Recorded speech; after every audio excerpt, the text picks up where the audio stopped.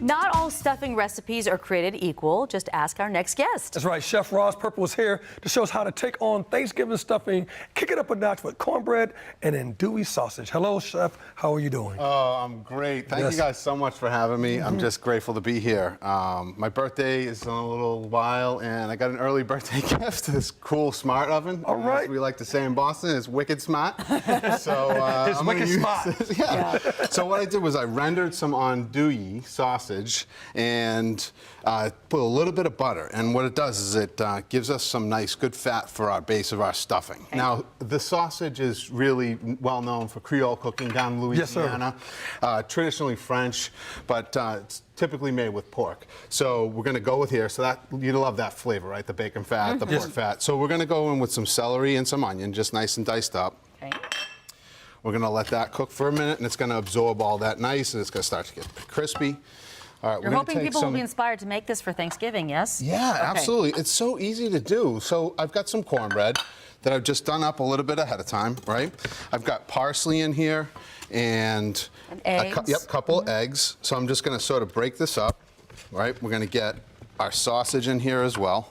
And we don't need a smart oven to make this. No, right? well, okay. So, you know, it's interesting. I heard you guys talking just previously about how people are doing 6-pound turkeys. This can do 14-pound turkey. Oh, my goodness. And it doesn't heat up like your oven does here. So this is perfect for empty nesters. Okay. It really, really is. Okay. So we're going to get that rolling, and then...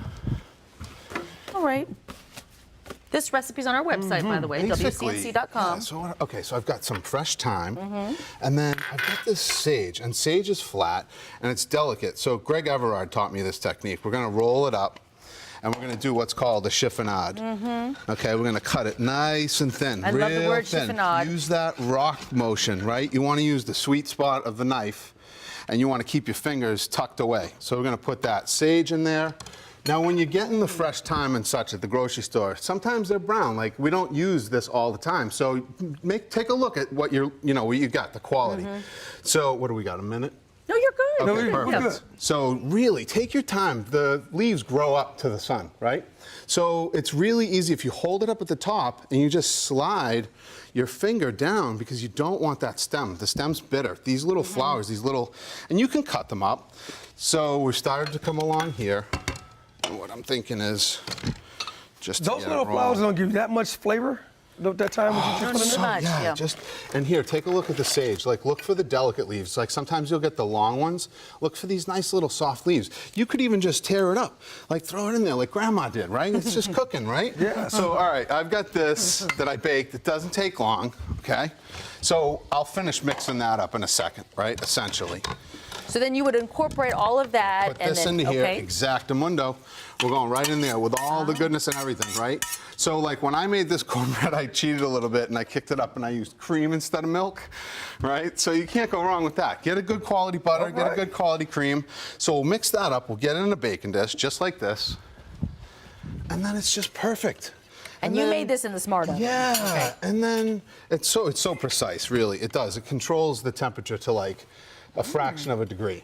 All right, so you can see it's real cakey, still and nice. And what I'll do the next time I come in, I'll show you guys how to take this stuffing and make Thanksgiving eggs Benedict with all the great leftovers. Oh, that's a great idea. That's a way to take Thanksgiving leftovers up a notch. A little bit of chicken broth in there. So like my cornbread was still nice and moist, right?